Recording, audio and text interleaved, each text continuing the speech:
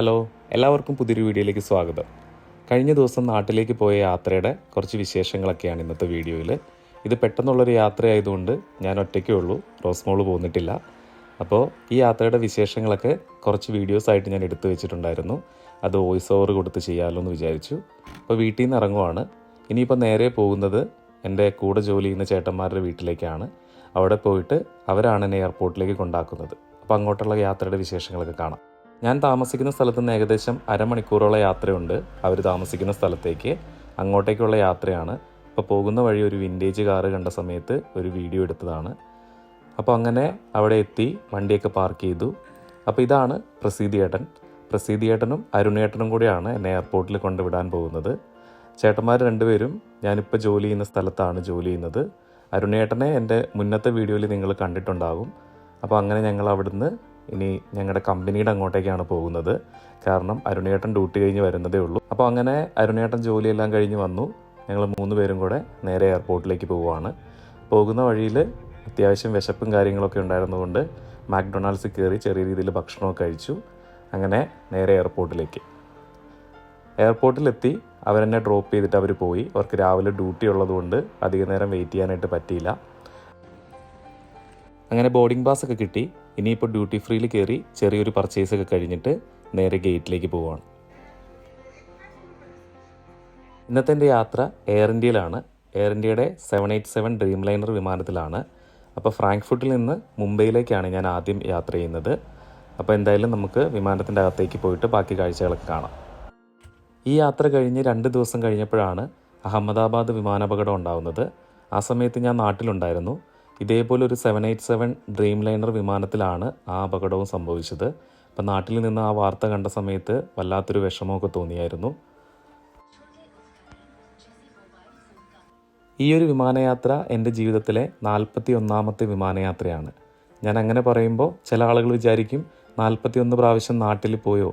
അങ്ങനല്ല, നമ്മൾ നാട്ടിലേക്ക് പോകുന്ന സമയത്ത് കണക്ഷൻ ഫ്ലൈറ്റായിട്ട് 2ഉം 3ഉം ഫ്ലൈറ്റുകളൊക്കെ വരാറുണ്ട്. എൻ്റെ ജീവിതത്തിലെ ആദ്യത്തെ വിമാനയാത്ര ഞാൻ ചെയ്യുന്നത് 2017 ഡിസംബറിൽ കൊച്ചിയിൽ നിന്ന് ദുബായിലേക്കുള്ള ഇൻഡിഗോ വിമാനത്തിലുള്ള യാത്രയായിരുന്നു. അതിനുശേഷം മാൾട്ടയിലായിരുന്ന സമയത്തും പിന്നീട് ജർമ്മനിയിലെത്തിയ സമയത്തുമൊക്കെ നാട്ടിലേക്ക് പോകുമ്പോഴും വരുമ്പോഴും ഒക്കെ 6 ഫ്ലൈറ്റോളമൊക്കെ വരാറുണ്ട്. അപ്പോൾ ആ രീതിയിൽ ഞാൻ എൻ്റെ ഓരോ വിമാനയാത്രകളും രേഖപ്പെടുത്തി വെച്ചിട്ടുണ്ട്. അപ്പോൾ ഇന്നത്തെ എൻ്റെ യാത്ര 41ാമത്തെ വിമാനയാത്രയാണ്. ഈ ഒരു കാലയളവിൽ തന്നെ വ്യത്യസ്തമായ പല എയർലൈനുകളുടെ വിമാനങ്ങളിലും യാത്ര ചെയ്യാനായിട്ട് സാധിച്ചിട്ടുണ്ട്. ഇപ്പോൾ എത്തിഹാദ് ആണെങ്കിലും ഖത്തർ എയർവേസ് ആണെങ്കിലും കുവൈറ്റ് എയർവേസ്, അതുപോലെ തന്നെ ഗൾഫ് എയർ, അങ്ങനെ ഒരുപക്ഷെ ഏറ്റവും കൂടുതൽ യാത്ര ചെയ്തിട്ടുള്ളത് എയർ ഇന്ത്യയിൽ തന്നെയായിരിക്കും. ആ ഒരു എക്സ്പീരിയൻസിൽ പറയുവാണെങ്കിൽ എയർ ഇന്ത്യയുടെ കാര്യത്തിൽ ഒരുപാട് മാറ്റങ്ങളൊക്കെ സംഭവിച്ചിട്ടുണ്ട്. പ്രത്യേകിച്ച് ടാറ്റ ഏറ്റെടുത്തതിന് ശേഷം കൂടുതൽ പുതിയ ഫ്ലൈറ്റുകൾ ആഡ് ചെയ്തിട്ടുണ്ട്. അതുപോലെ തന്നെ സർവീസുകളൊക്കെ കുറച്ചും കൂടെയൊക്കെ മെച്ചപ്പെട്ടിട്ടുണ്ട്. പക്ഷേ നമ്മൾ ഗൾഫ് എയർലൈൻസൊക്കെ വെച്ച് കമ്പയർ ചെയ്യുമ്പോഴത്തേക്കും നമുക്ക് കുറച്ചും കൂടെ മെച്ചം അതാണെന്ന് തോന്നാറുണ്ട്. പക്ഷേ എങ്കിലും നമ്മുടെ നാട്ടിലെ അല്ലെങ്കിൽ നമ്മുടെ രാജ്യത്തിൻ്റെ ഒരു എയർലൈൻ എന്ന രീതിയിൽ നമ്മളതിനെ കൂടുതൽ സപ്പോർട്ട് ചെയ്യുക തന്നെ വേണം എന്നാണ് എൻ്റെ ഒരു അഭിപ്രായം. കാരണം ഇപ്പം നമ്മുടെ നാട്ടിലൊരു എയർലൈന് ഇല്ലാതായി കഴിഞ്ഞാൽ പുറത്തുനിന്നുള്ള എയർലൈനുകൾക്ക് നമ്മൾ കൂടുതൽ പൈസ കൊടുത്ത് പോകേണ്ടി വരും. അപ്പോൾ ജസ്റ്റ് ഞാൻ പറഞ്ഞതേ ഉള്ളൂ. അപ്പോൾ ഇനിയിപ്പോൾ എയർ ഇന്ത്യയിലെ യാത്രാവിശേഷങ്ങളൊക്കെ കാണാം. ഞാൻ നേരത്തെ പറഞ്ഞ പോലെ ഇപ്പോൾ ഞാൻ പോകുന്നത് മുംബൈയിലേക്കാണ്. ഇപ്പോൾ ഫ്രാങ്ക്ഫർട്ടിൽ നിന്ന് മുംബൈയിലേക്ക് ഏകദേശം 7.5 മണിക്കൂറോളം ഫ്ലൈയിങ് ടൈമുണ്ട്. അപ്പോൾ ആ സമയത്ത് സിനിമയൊക്കെ കണ്ട് മാത്രമേ ബോറിങ് മാറ്റാൻ പറ്റുള്ളൂ. ആദ്യം ഞാൻ നോക്കിയ സമയത്ത് റീജിയണൽ സിനിമാസ് ഒന്നും കണ്ടില്ല. കുറച്ച് കഴിഞ്ഞപ്പോഴാണ് അത് കണ്ടു കിട്ടിയത്. അപ്പോൾ ആദ്യം ഞാൻ ആവേശം സിനിമ കാണാമല്ലോ എന്ന് വിചാരിച്ചു. ആവേശം സിനിമ ഞാൻ ഒരു പ്രാവശ്യം കണ്ടിട്ടുള്ളതാണ്, എങ്കിലും കുറച്ച് നേരം അതിരുന്ന് കണ്ടു. അങ്ങനെ ഇരുന്ന സമയത്താണ് മറ്റൊരു സിനിമ ശ്രദ്ധയിൽപ്പെട്ടത്. ജനനം 1947 പ്രണയം എന്ന് പറയുന്നൊരു സിനിമ.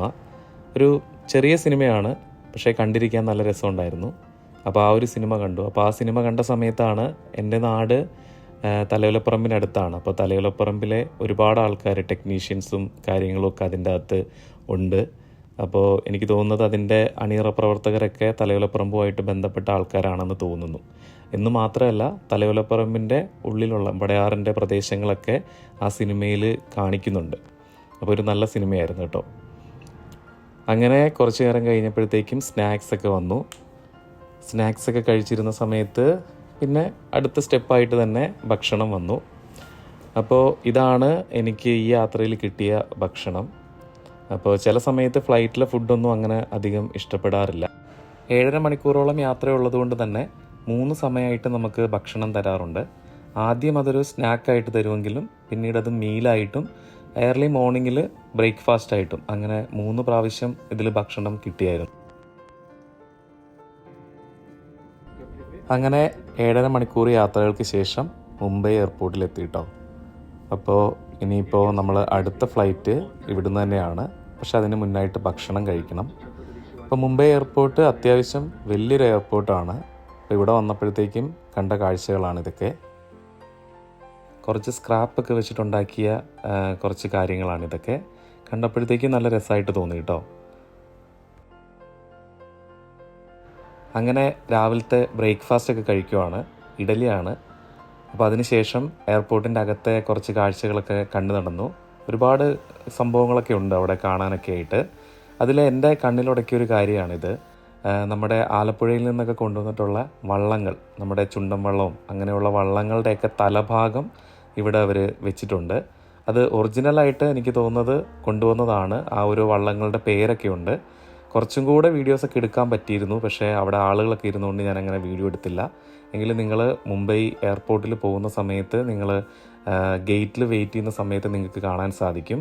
നമ്മുടെ നാട്ടിൽ നിന്ന് കൊണ്ടുവന്നിട്ടുള്ള വള്ളങ്ങളുടെയൊക്കെ തലഭാഗം അവിടെ വെച്ചിട്ടുണ്ട്. അങ്ങനെ കാഴ്ചകളെല്ലാം കണ്ട് ഗേറ്റിൽ വെയിറ്റ് ചെയ്യുവാണ്. ഇനിയിപ്പോൾ എൻ്റെ ഫ്ലൈറ്റ് അടുത്തത് ബാംഗ്ലൂർക്കാണ്. അപ്പോൾ ബാംഗ്ലൂർ പോയി എനിക്ക് വളരെ പ്രിയപ്പെട്ട ഒരാളെ കാണാനുണ്ട്. അപ്പോൾ അതുകൊണ്ടാണ് നാട്ടിലേക്ക് പോകുന്നതിന് മുന്നായിട്ട് ബാംഗ്ലൂർ ഇറങ്ങിയിട്ടാണ് ഞാൻ നാട്ടിലേക്ക് പോകുന്നുള്ളൂ. അപ്പോൾ അങ്ങനെ കുറച്ച് നേരം വെയിറ്റിങ്ങിനൊക്കെ ശേഷം നമ്മൾ എയർ ഇന്ത്യയുടെ തന്നെ അടുത്ത വിമാനത്തിൽ ബാംഗ്ലൂർക്ക് പോകാനായിട്ട് കയറി. അങ്ങനെ എൻ്റെ ലൈഫിലെ 42ാമത്തെ വിമാനയാത്രയിലേക്ക് ഞാൻ കടക്കുവാണ്. അപ്പോൾ ഞാനിങ്ങനെ പറയാൻ കാരണം കുറച്ച് മുമ്പ് ഞാൻ നിങ്ങളോട് പറഞ്ഞിരുന്നു. അപ്പോൾ ഇതുപോലെയാണ് ഞാൻ എൻ്റെ ഓരോ വിമാനയാത്രയും അടയാളപ്പെടുത്തി വെക്കാറുള്ളത്. അപ്പോൾ ഇവിടുന്ന് എയർ ഇന്ത്യയുടെ തന്നെ വിമാനത്തിലാണ്. എയർ ഇന്ത്യയുടെ എയർബസ് 320യിലാണ് ഞാൻ പോകുന്നത്. അപ്പം ഞാൻ എൻ്റെ വിമാനയാത്രകളിലെല്ലാം ഞാൻ യാത്ര ചെയ്തിട്ടുള്ള വിമാനങ്ങളുടെ മോഡൽ, ഇപ്പോൾ ബോയിങ് ഉണ്ട്, എയർബസ് ഉണ്ട്.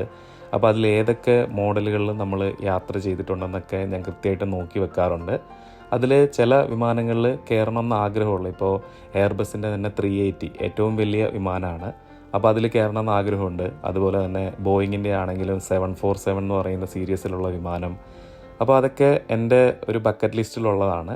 അപ്പോൾ മുന്നോട്ടേക്കുള്ള എൻ്റെ യാത്രകളിൽ ഞാൻ അങ്ങനെയൊക്കെ പ്ലാൻ ചെയ്തിട്ടൊക്കെയാണ് ട്രാവൽ ചെയ്യാനായിട്ട് വിചാരിക്കുന്നത്.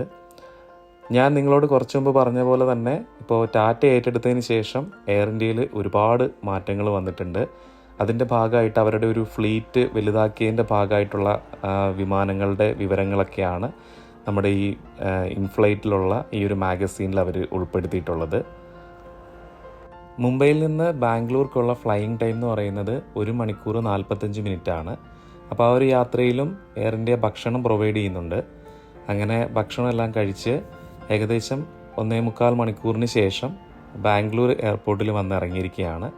അപ്പോൾ ഇനി ബാംഗ്ലൂരത്തെ കാഴ്ചകളെല്ലാം കാണിച്ചു തരാം. ബാംഗ്ലൂരല്ല, ബംഗളൂരു. അങ്ങനെ ബാംഗ്ലൂർ എയർപോർട്ടിലെ സെക്യൂരിറ്റി ചെക്കിംഗ് ഒക്കെ കഴിഞ്ഞിട്ട് വെളിയിലേക്ക് ഇറങ്ങുവാണ്. അപ്പോൾ ഇങ്ങോട്ടേക്കുള്ള യാത്രയിൽ ഞാൻ ചെക്ക് ഇൻ ലഗേജ് ഇല്ലായിരുന്നു. എനിക്ക് ഹാൻഡ് ലഗേജ് മാത്രമേ ഉണ്ടായിരുന്നുള്ളൂ. അപ്പോൾ മുംബൈയിൽ നിന്ന് ബാംഗ്ലൂർക്ക് പോകുന്ന സമയത്ത് അവർ റിക്വസ്റ്റ് ചെയ്തതുകൊണ്ട് ഞാൻ എൻ്റെ ഹാൻഡ് ലഗേജ് അവരെ ഏൽപ്പിച്ചിട്ടുണ്ടായിരുന്നു. അപ്പോൾ അത് വെയിറ്റ് ചെയ്തിട്ട് ഞാനിവിടെ ബെൽറ്റിൽ നിൽക്കുവാണ്. അപ്പോൾ അങ്ങനെ നമ്മുടെ ബാഗ് കിട്ടി. ഇനിയിപ്പോൾ ഞാൻ വെളിയിലേക്ക് ഇറങ്ങുവാണ്. അപ്പോൾ ഇവിടെ എന്നെ വെയിറ്റ് ചെയ്തിട്ട് ഒരാളിവിടെ നിൽപ്പുണ്ട്. ഹോട്ടലിൽ നിന്ന് അവിടെ ആളെ വിട്ടതാണ്. അങ്ങനെ ഞാൻ വെളിയിലേക്ക് ഇറങ്ങി വരുമ്പോൾ ഇവിടെ എൻ്റെ പേരൊക്കെ വെച്ചിട്ട് ഒരാൾ എന്നെ വെയിറ്റ് ചെയ്ത് നിൽപ്പുണ്ട്. അപ്പോൾ അത് ഹോട്ടലിൽ നിന്ന് പറഞ്ഞു വിട്ട ആളാണ്. അപ്പോൾ അദ്ദേഹത്തിൻ്റെ കൂട്ടത്തിൽ ഇനിയിപ്പോൾ നേരെ ഹോട്ടലിലേക്ക് പോവാണ്.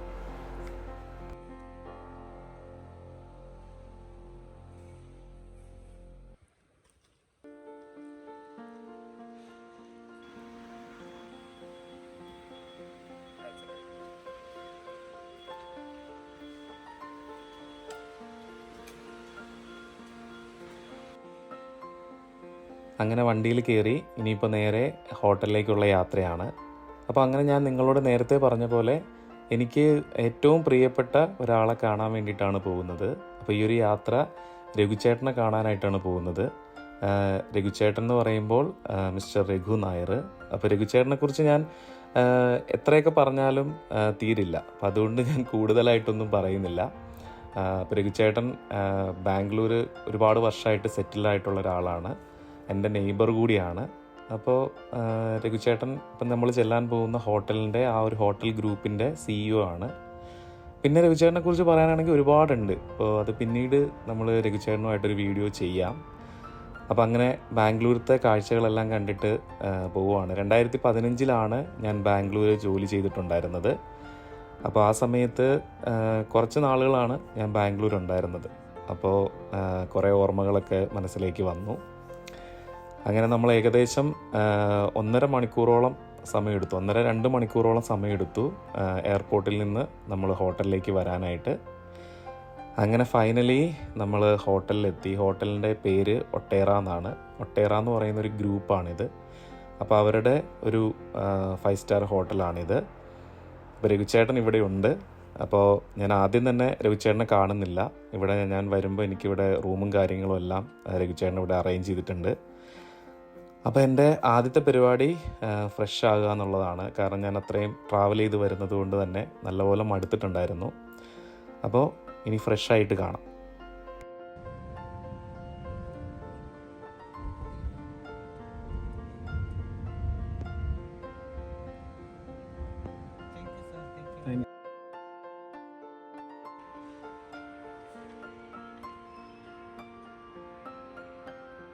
അപ്പോൾ ഇതാണ് ഇവിടുത്തെ റൂമും കാര്യങ്ങളും എല്ലാം. എനിക്ക് തോന്നുന്നത് ഈ ഒരു ഹോട്ടലിൽ ഒരുപാട് കാറ്റഗറിയിലുള്ള റൂംസൊക്കെ ഉണ്ട്. ഞാനിപ്പോൾ കുറച്ച് നേരത്തേക്ക് വേണ്ടി മാത്രം സ്പെൻഡ് ചെയ്യാനായിട്ടാണ് ഈ റൂം എടുത്തിട്ടുള്ളത്. അപ്പോൾ ഇന്ന് വൈകുന്നേരം തന്നെ ഞാൻ തിരിച്ച് നാട്ടിലേക്ക് പോകും. ഇനിയിപ്പോൾ അടുത്തത് രഘുചേട്ടനെ പോയി കാണുക എന്നുള്ളതാണ്. രഘുചേട്ടൻ അവിടെ കുറച്ച് തിരക്കിലാണ്. രഘുചേട്ടൻ്റെ അടുക്കലേക്ക് പോവാം.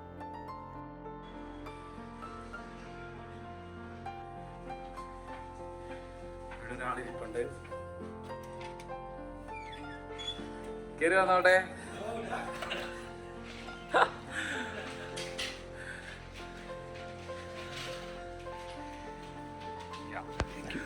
ഓക്കെ.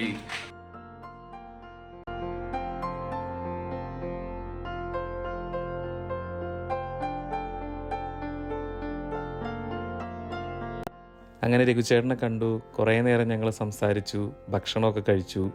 ഇപ്പോൾ രഘുചേട്ടനെക്കുറിച്ച് പറയുവാണെങ്കിൽ എൻ്റെ ലൈഫിൽ എനിക്ക് വളരെ വളരെ ഇമ്പോർട്ടൻ്റ് ആയിട്ടുള്ള ഒരാളാണ്. അതിന് ഒരുപാട് വർഷങ്ങളുടെ കാര്യങ്ങളൊക്കെ ഉണ്ട്. പിന്നീട് ഒരിക്കലും ഞാനത് എൻ്റെ വ്ളോഗിൽ തന്നെ പറയാം. അപ്പോൾ രഘുചേട്ടൻ്റെ തിരക്കിനിടയിലും കുറച്ച് നേരം എനിക്ക് കാണാനായിട്ട് സാധിച്ചു. അപ്പോൾ ഈ ഒരു ഹോട്ടലുള്ളത് ബാംഗ്ലൂർ ഇലക്ട്രോണിക് സിറ്റിയിലാണ്. അപ്പോൾ ഈ ഒരു ഹോട്ടലും ഇതിൻ്റെ പരിസരമൊക്കെ എന്നെ സംബന്ധിച്ചിടത്തോളം ഒരുപാട് ഓർമ്മകൾ തരുന്നതാണ്. കാരണം 2015 ഞാൻ ആദ്യമായിട്ട് ബാംഗ്ലൂർക്ക് വരുന്നത്. എൻ്റെ ലൈഫിലെ ആദ്യത്തെ ബാംഗ്ലൂർ യാത്രയും അതുതന്നെയായിരുന്നു. അപ്പോൾ ആ സമയത്ത് ഞാനിവിടെ വരുമ്പോൾ ഈ ഒരു പരിസരവും ഇവിടുത്തെ ഒരു കമ്പനിയിൽ എനിക്ക് അന്ന് രഘുചേട്ടനാണ് ജോലി വാങ്ങിച്ചു തന്നത്. പക്ഷെ കുറച്ച് നാളുകളെ എനിക്ക് അവിടെ നിൽക്കാൻ പറ്റിയുള്ളൂ. അപ്പോൾ ആ ഒരു കാലഘട്ടത്തിൽ തൊട്ട് എനിക്ക് ഈ ഒരു സ്ഥലമൊക്കെ എൻ്റെ ഓർമ്മയിലേക്ക് വന്നു. പിന്നീട് ഞാനങ്ങനെ ബാംഗ്ലൂർ എയർപോർട്ടിൽ വന്ന് പോന്നിട്ടുണ്ടെങ്കിലും ഈ ഒരു സ്ഥലത്തേക്കൊന്നും അങ്ങനെ പോയിട്ടില്ല. പിന്നീട് ഇടയ്ക്കെപ്പോഴോ ഒരു പ്രാവശ്യം രഘുചേട്ടൻ്റെ കൂട്ടത്തിലൊക്കെ പോയിട്ടുണ്ട്. അപ്പോൾ ഇവിടെ വന്ന് നിൽക്കുന്ന സമയത്ത് എനിക്ക് ആ ഒരു ഓർമ്മകളൊക്കെയാണ് എപ്പോഴും വരുന്നത്.